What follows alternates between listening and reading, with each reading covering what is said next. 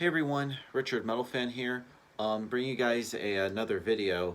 I know 2 videos in one day, which I normally don't do, but or just 2 reviews in one day. But yeah, um, decided to review this album. Well, I found out today is this album's 15th anniversary, and it's from one of my personal favorite metalcore bands of all time. Um, and this is, in my opinion, probably their best work to date. And as you can see below the title, today we're going to be looking into the Oncoming Storm by Unearth. This is the band's second full-length album, released on June 29th, 2004 through Metal Blade Records.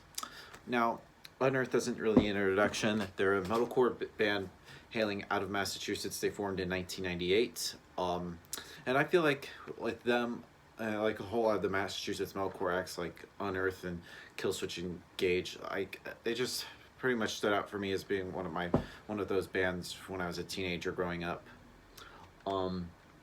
Like I said, this follows up their debut album, The Sting of Consciousness, which is a pretty solid album, but a solid debut. But I honestly thought it was their weakest. Not to say that not to say it's bad, but I just thought they just got better. And then following up that was their 2002 EP called Endless, which I thought was a pretty good. But I feel like with this album, The Oncoming Storm, I feel like they just add some different elements, like more like melody to their sounds, mostly in like the guitar work, and just like some different stuff with the vocals. The one thing to note about is like the vocal work from Trevor Phipps. Like he just like yells and he just sounds really just angry and pissed off. The guitar work from Buzz McGrath and Ken Susi is just superb. Just like the riffs they come up with is just great. Like they have like just full chugging, just heavy breakdowns and stuff, and almost melodic lead parts, which almost kind of reminds me a little bit of Iron Maiden a bit. The bass playing is pretty audible from former bassist John Slow Maggard. He does some really good bass playing, and the drumming from the drummer Mike Justine is pretty great. But of course, nothing beats like their current drummer or Nick Pierce. But yeah, without further ado, let's dive into this album track by track. Now, starting off the album is the song The Great Dividers, which shows everything that Unearth is good at, and is a great song to begin on. It shows the general tone of the oncoming storm. And this song is quite a breakdown fest, and it'll get you moving in ways that may shock your parents in a way. Great way to start off the album. Failure is up next, and it begins with just some rapid harmonic leads and then throws you into a pit of melodic leads and gruff shouts from Trevor. And the breakdowns are great once again and really thrash you around. This Lying World, which kicks off with an eerie riff and crescendos into a thundering breakdown, and the chorus contains some melodic leads that may remind one of, like I said, mentioned before, Iron Maiden with the leads.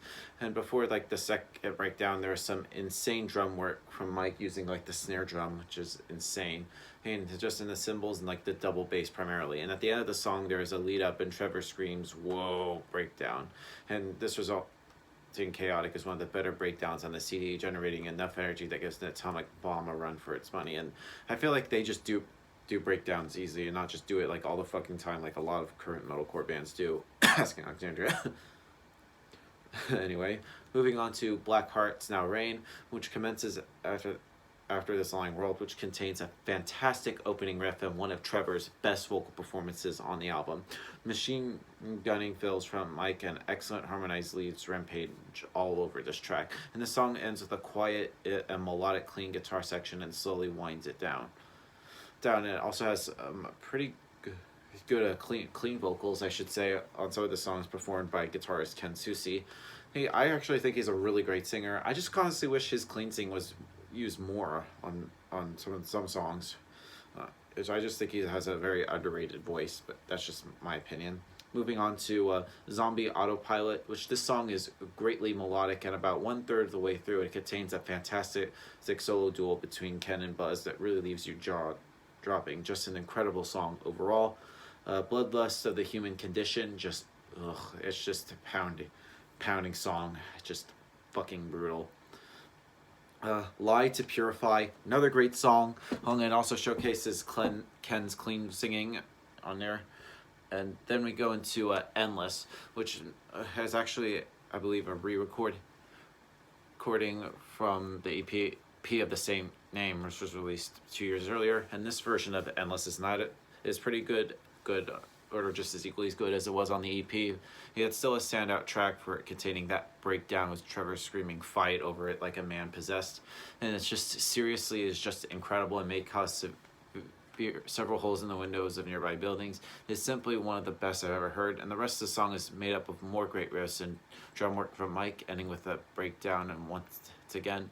And I just really like just Ken's use of the clean vocals in the song, and it just sounds really great. And then and then we go into the next song on the album, which is Aries, which kicks things down a notch with some excellent piano playing, and Trevor's muted screaming comes in later with the track, adding more emotion, and it pretty much offers a breath after a ferocity that the first 8 tracks have assaulted onto the senses.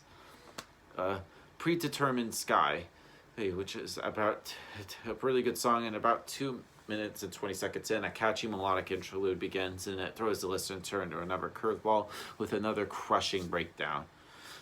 And then the last song on the album is False Idols, which thrashes the listener for about a good 3 minutes before simply unloading with a brutal ending that will send a final blunt message of your ears have been terminated. In essence, this is where the tornado comes through and destroys what hail and lightning have it.